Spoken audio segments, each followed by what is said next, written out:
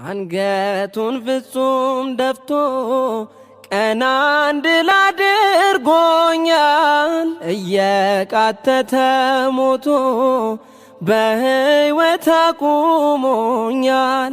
አልችልም የእርሱን ፍቅር መዘርዘርና ማውራት፣ ውለታውን ለመግለጽ የለኝም ብርቱ ቃላት። አይሰለቸኝም ከቶ ውዳሴ መዝሙር ቅኔ፣ ብዙ ነው ያረገልኝ እግዚአብሔር በዘመኔ። አይሰለቸኝም በህይወት እስካለን ድረስ ጽኑ በሆነ በተጋለው ህይወት ውስጥ ህይወታችንን ማሳለፍ እንዳለብን ነው። ምክንያቱም እጅግ በተጋደልን ቁጥር በሰማይ የሚጠብቀን ትልቅ ክብር ነውና፣ በሰነፍን ቁጥር ደግሞ የሚጠብቀንም ቅጣት በዛው ልክ ነው። መጽሐፍ ቅዱስ እንደዚህ ብሎ ቅዱስ ጳውሎስ በመልእክቱ ላይ ለቆሮንቶስ ሰዎች በሁለተኛ መልእክቱ ላይ በጥቂት የሚዘራ በጥቂት ደግሞ ያጭዳል፣ በበረከት የሚዘራ በበረከት ደግሞ ያጭዳል ብሎ እንደተናገረው አብዝተን ብንጋደል ጥቅሙ ለኛ ነው፣ ብንሰንፍ ደግሞ ጉዳቱ ለኛ ነው ማለት ነው። መጽሐፈ ምሳሌ ምዕራፍ 9 ቁጥር 12 ላይ ፌዘኛ ብትሆን ለራስህ ፌዘኛ ትሆናለህ ይላል። ጠቢብ ብትሆን ለራስህ ጠቢብ ትሆናለህ፣ ፌዘኛ ብትሆንም ፌዘኛነትን ለብቻ ትሸከማለህ ይላል። ስለዚህ ሰነፎች ብንሆን ለራሳችን ነው ጉዳቱ። እጅግ በጣም ጽኗን ተጋዳይ ብንሆን ደግሞ መልሶ እኛኑ ነው የሚጠቅመን። ስለዚህ ለራሳችን ስንል እንጋደል። በመጋደላችን ምክንያት የሚጠብቀንን ሽልማት ብናውቅ ኖሮ አብዝተን ለመጋደል ነፍሳችን እስከ ሞት ድረስ ባልወደድን ነበር። በኃጢአታችን በዛው ተቃራኒ ደግሞ በኃጢአታችን ምክንያት የሚጠብቀንን ቅጣት ብናውቅ ኖሮ ንስሐ ለመግባት ስጋው ደሙን ለመቀበል ጽኑ በሆነ ጾም ጸሎትና ስግደት ህይወት ውስጥ ለማሳለፍ ባላመነታንና ምክንያት ባልደረደርን ነበር። ምድራዊ ህይወታቸውን በኃጢአት ፈጽመው ሲኦል የገቡት ዳግም የማናገኘውንና አሁን በከንቱ የምናጠፋውን ጊዜ ቢያገኙ ምን ያህል ለጽድቅ እንደሚተጉ ሲታሰብ የኛ ህይወት እጅጉን ያስደነግጣል። እህት ወንድሞች፣ ይህን አንድ ነገር እንዳትረሱ። ነፍስ ሹፌር ናት፣ ስጋ መኪና ነው፣ ህይወት መንገድ ናት፣ ኃጢአት ወንጀል ነው፣ መልአከ ሞት ትራፊክ ነው፣ የመኖር እድል ደግሞ መንጃ ፈቃድ ነው። የመኖር እድል መንጃ ፈቃድ ነው። ነፍስ ከጊዜ በኋላ የሚመጣውን መራራ ሞትንና የሲኦልን መከራ አስባ እጅግ ትጨነቃለች። በዚህ ምክንያት ንስሐ ካልገባው፣ ስጋው ደግሞ ካልተቀበልኩ፣ ካልጾምኩ፣ ካልጸለይኩ፣ ካልሰገድኩ ትላለች። ስጋ ግን ነገ ሞታለሁና ዛሬ ካልበላው፣ ካልጠጣው፣ ካልደነስኩ፣ ካልዘሞትኩ ይላል። በዚህ ምክንያት የነፍሱንና የራሱን ህልውና አደጋ ላይ ይጥላል። ከኛ ደግሞ የሚጠበቀው ነገር ምንድን ነው? ስጋችንን ለመንፈሳችን ወይም ለነፍሳችን ማስገዛት፣ መንፈሳችንን ደግሞ ለእግዚአብሔር መንፈስ ማስገዛት። የመንፈሳዊ ህይወት አቋሙ ይሄ ነው።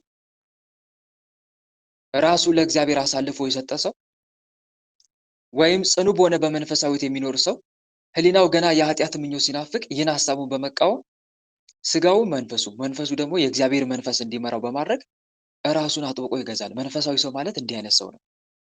ራሱን አጥብቆ የሚገዛ ሰው። ራስን መግዛት ማለት ደግሞ ምላስን፣ ሀሳብን፣ ስሜትን፣ ልብን፣ ሆድን መግዛት ማለት ነው። ራስን መግዛት ማለት ይሄ ነው። ስለዚህ ራሳችን እየገዛን ጽኑ በሆነ በመንፈሳዊ ህይወት መኖር አለብን። መንፈሳዊ ሰው ስጋው የጠየቀውን ሁሉ አይሰጠውም። መንፈሳዊ ሰው ስጋው በነፍሱና በመንፈሱ ላይ እንዲያመጽ አይተውም። ለስጋው የሚያስፈልገውን ይሰጠዋል እንጂ ክፉ ፍላጎቱን አይሰጠውም። ስለዚህ ወንድሞች ስጋችን የጠየቀን ነገር መስጠት የለብንም። ሲራክ እንዳለው የሰውነትን ፈቃድ ሁሉ አትከተል፣ መጽሐፈ ሲራክ ምዕራፍ 5 ቁጥር 2 ላይ።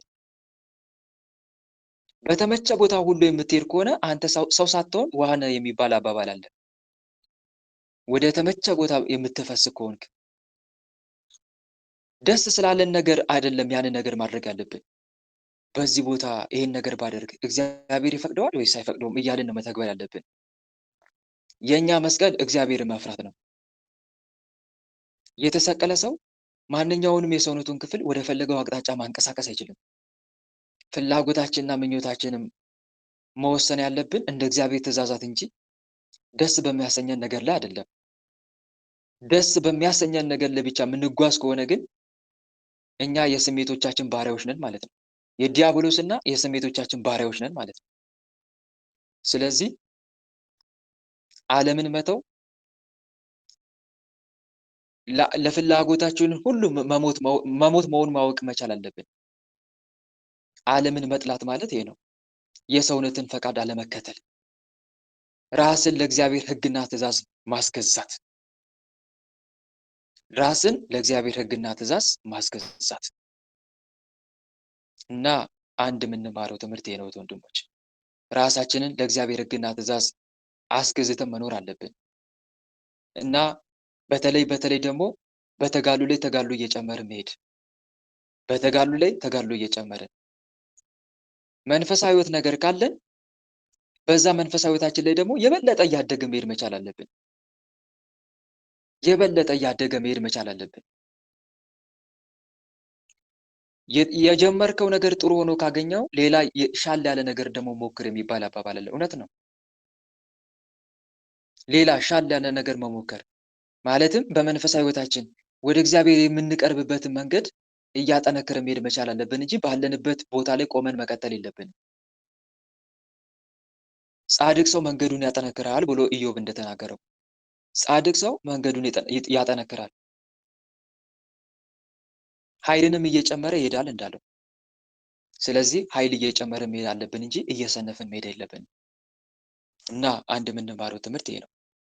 መጀመሪያ ራስን ለስጋ ፍላጎት አሳልፎ አለመስጠት፣ ይሄ የመከላከል ደረጃ ይባላል። የስጋን ፍላጎት ከመክታት ባሻገር ደግሞ የጽድቅ ፍላጎትን መጨመር፣ መንፈሳዊ ተግባሮችን፣ ይሄ ደግሞ ከመከላከል ወደ ማጥቃት ይባላል። እኛ ምኑ ላይ ነው ያለን ነው? መከላከሉ ላይ ወይስ ማጥቃቱ ላይ?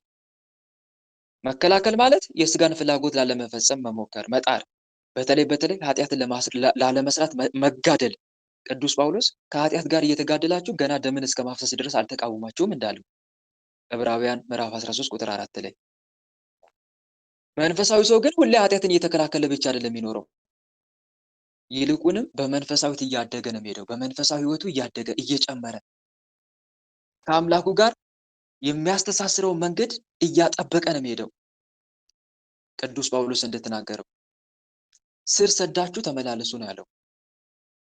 በእርሱ ተመላለሱ፣ ስር ሰዳችሁ ታነጹ እንዳለው ማለት ነው። ስለዚህ ስር እየሰደደ ነው የሚሄደው መንፈሳዊ ሰው። ገና በጣም ጥቂት ጊዜ ነው፣ ሊመጣ ያለውም ይመጣል፣ ደግሞም አይዘገይም። ጻድቅ ግን በእምነት ይኖራል፣ ወደ ኋላም ቢያፈገፍግ ነፍሴ በእርሱ ደስ አይላትም እንዳለው።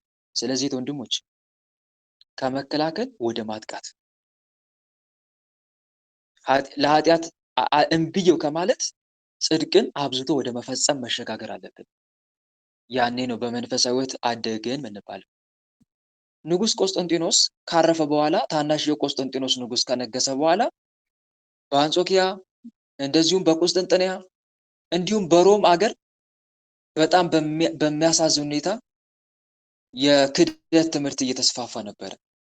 የነ አርዮስ ትምህርት፣ የነ ንስጥሮስ ትምህርት፣ የነ መቅዶኒዮስ፣ የነ ሰባሊዮስ ትምህርት በጣም ዓለምን በርዟት ነበረ። ታዲያ እነኚህ 9 ቅዱሳን 8ቱ ቅዱሳን ወዴት ሄዱ?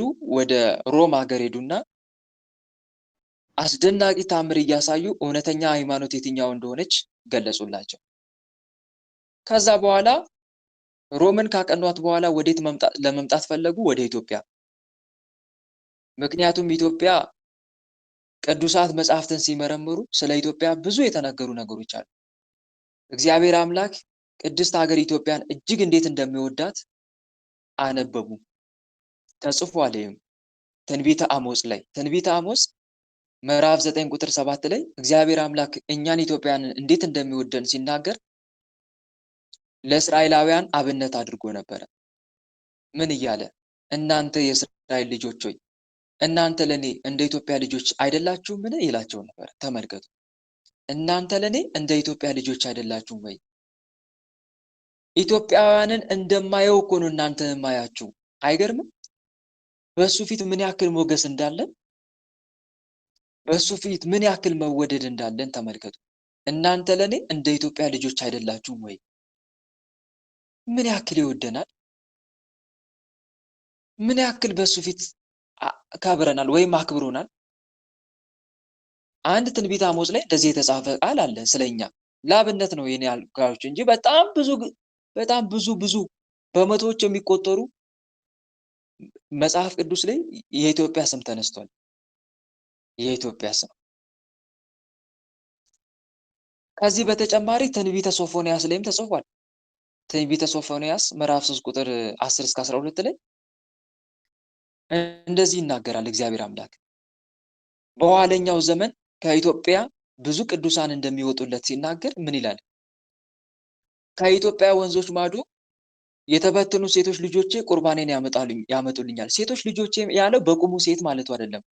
ምዕመናን ናቸው ሴቶች የተባሉት፣ በሱ ያመኑ። በክርስቶስ ያመኑ። ለምን በሴት መሰለ? ከየዋህነት አንጻር ነው።